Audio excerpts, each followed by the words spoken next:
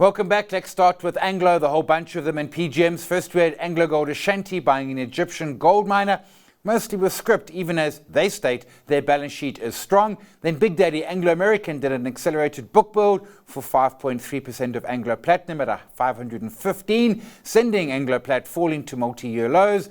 And while we're here, Sibanye Stillwater losses over the last 18 months, now 44 billion.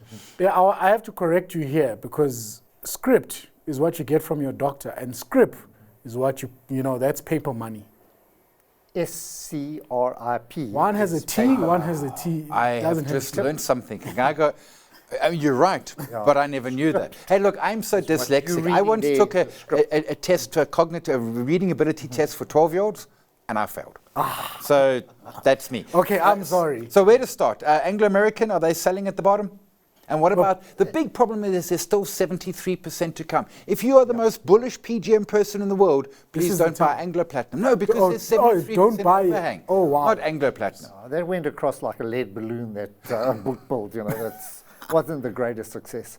And there are concerns that more to come now. Well, yes, I've said 90 days, but... But I mean, look, ultimately they'll do a listing in London and then do some unbundling, but that's no better either, because that's going to come to market. Simon, I just get the feeling they're wobbling. They're not quite sure. Things are not going their way. I think they're not decisive. Well, in hindsight, they should have taken the BHP deal. Yes. It would have got them out of all of this. Yeah. Wow. Okay. You know what I mean? It just would have alleviated all the kind of pressure that they're facing now. Obviously, they need that money. They need that 7 billion for something. Otherwise, they wouldn't have done it. Well, okay, so I take your point in that. But 15%. Are we buying PGMs? Because, man, Twitter was excited yesterday and today. You know what? It looks interesting. But I can support looks interesting. And I don't, you know what I mean? I think if you're a trader, it's very difficult to put clients' money into it now because you are taking I like my fingers right where they are. But if you're a trader and you're running a hedge fund where you want to find something pretty cheap, I'm going to stick to what works and has worked in the past for us. So it's okay. We're good. Okay, so you're not buying an Anglo Gold Ashanti with me. So here's my thing with Anglo Gold Ashanti. They're essentially adding 16% production. They've issued 16% more shares. Nicely, all-in sustained cost is below 1,200. The group average is about 1,450. But why scrip, not cash? Because they make the state in the SENS announcement, they say we have a strong balance sheet. Well, then use it. Well, if I was the Egyptian shareholder, I wouldn't accept scrip. I would. No, you'd want scrip, not cash. I want cash. You want cash? I would say I never. When the people start to offer me scrip of a company that's been around, that's diluted, I say, what kind of assets I'm getting? If they really like my assets, you should pay cash for them. Yeah, okay, pay cash. I'll decide whether to buy the Anglo Gold afterwards. No. Agreed with you on that. Yeah, okay. So we're all on board. Bad deal. I don't like scrip. Ask all the EOH shareholders who got scrip. Hey, I know businesses. I know an EOH. She got it at I think $1.35 and sold it $70. So she liked scrip, but only because she sold. First range results. Well, HEP's only up 4%, albeit they could have been 10% higher, but they have a 3 billion odd provision for the outcome of the UK regulators' review of motor finance commissions. And they're seeing stress in consumers with higher debt review activity, even amongst those not in arrears. Here's CEO Mary Vilakazi. Across many of the portfolios, of our credit portfolios, I think we've seen resilience. I think, our origination thesis of focusing on low to medium risk customers, I think of being very targeted in certain sectors and customer cohorts. I think overall that thesis has played out. I got to say, so the PwC banking analysis Biggie report came out this morning. To tell you how tough it is. It's tough out there. It's tough out there. Yeah. 4%, nothing. Yes, I know there's this insurance issue in the UK, but it's not easy out there. And I prefer companies who tell you how it is instead of kind of covering it up. She's a nice lady. I'm not going to criticize her because everybody does it. But also, if you put that provision back in, 14 is a good number. Yeah. 10. Is it 10 or 14? Well, it would have given 10 more. Oh, so 14. Yeah, but we don't know whether it's a provision or not. Oh, yeah. It's there for now. It's like the coronation money, but we'll see. We'll see. But I think things are really rough, as we've seen in the UK with JP Morgan and that. And I like businesses who come out and say, look, this is not easy. We need a good economy. People are not doing things. And also, we're not lending because we don't lend. You know, we only lend when we're going to get our money back, you know. Yeah, they said Typical lending bankers. increased Yeah. 8%. They said, no, deposit increased 8% and lending I want increased you to 6%. try to get a loan out of First Rand. No, they're not lending, they're They're not- taking deposits. Yeah. And we're liking the deposits. We're getting chunky rates. Yeah. Okay, after modest City Lodge results last Friday, I thought occupancy is a bit light. Sun International delivered a much better set of results as resorts boomed, betting is also doing well, and I fear how much of that two-pot money ends up on a bad bet. But anyway, here's CEO Anthony Leeming on Sunbet's growth. I think when you look at Sunbet over the years, what's really pushed growth is the sort of legalization of new products. Slots weren't allowed until August 2022, table games as well. So that's really driven the growth in online. Where we stand is really pushing our brand, Sun International brand, the sort of omni-channel approach, our land-based casinos, our resorts operations, and bringing these all together to offer the customer a more compelling sort of offering. And we think we have the right portfolios to do so. So I was at actually Times Square last night trying to get a meal. Man, there was no good food there. But anyway, that's another story in its entirety. We're in Pretoria. Yeah, Michael McIntyre, Sunbet Arena. Good numbers from Sun International. It's all Sunbet.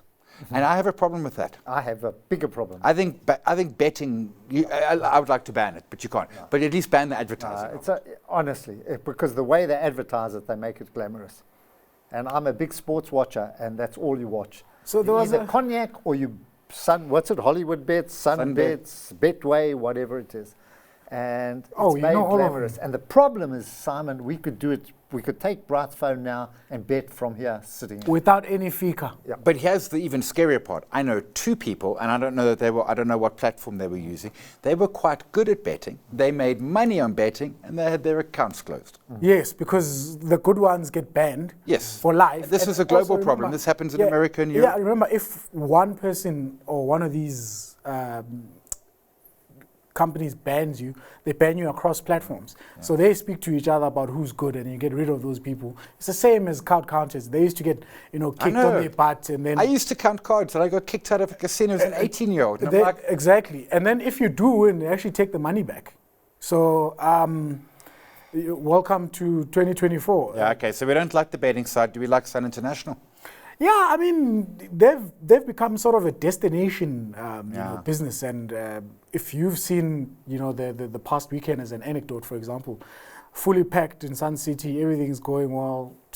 I don't know, man. Yeah, even the in this hospitality side of it, even in this economy. So now imagine, I know. Imagine add two-pot system money in there, and lower rates, and Eskom and all the good things, and employment sometime in the future.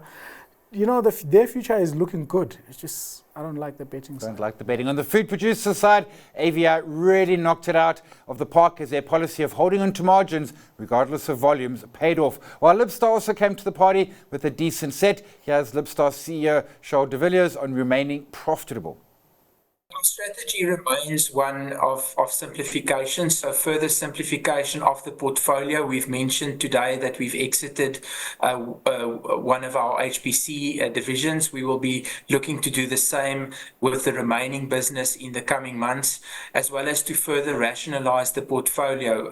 Other than that, supporting the retail demand with some dedicated promotional activity in the second half, which is traditionally a busier period for us, as well as to continue to execute on the strong pipeline of export orders that we have in play. I'm going to say two things, yeah? The accounting, if you know accounting, you know that this business is not profitable.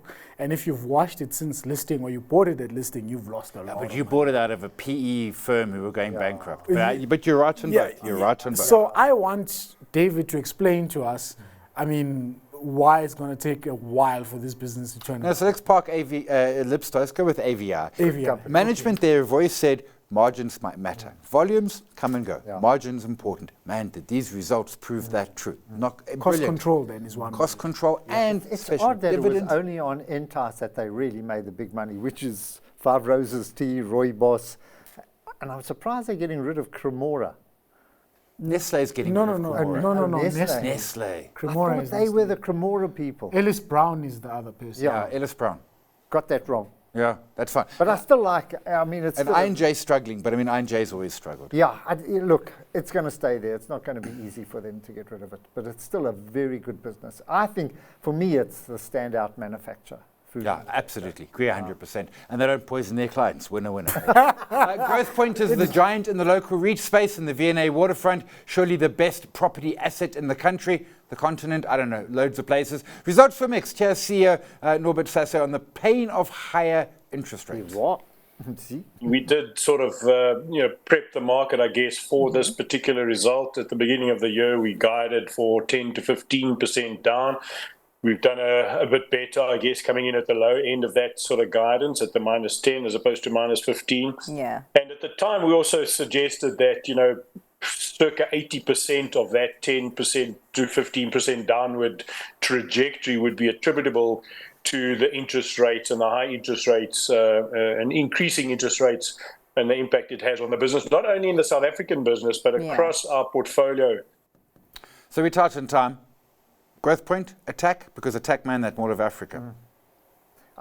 Growthpoint's results were good, but I come back to the point of high interest rates. Yeah. This is what it's doing. They can't survive if they're going to continue to fund at these kind of levels. But they've underperformed the uptick from COVID, so that should tell you what you need to know about the. Are they not just too big? They're too big, Growthpoint yeah. No, but they've rationalized their portfolio. They've sold 117 portfolios since 2016, and it's still not giving Still them just- the ROI they want. They become like an ETF of REITs. I mean, they just Yeah. Then you can't see the V&A. And finally, because they're just too diluted out of there. Finally, we're lazy and lack talent, but we have needs, and that means we need money.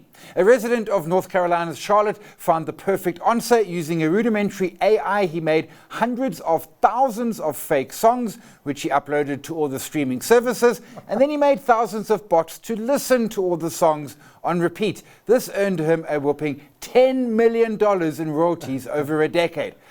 Unfortunately, he's now on trial with a 20-year sentence looming large in his life, so that plan failed. Back to square one. Yeah, so creating creating the AI music, that's legal. It was the Okay, bots. but the botnets are illegal, regardless of what you use. And them. apparently the songs were really bad, so you had to get the bots to listen. Exactly, yeah. Botnets, I'm sorry, that doesn't cut it. Yeah, okay. Well, he's off to jail. I hope you enjoyed the 10 million. David Bright, thank you. Everyone out there, have a great evening and a grand weekend.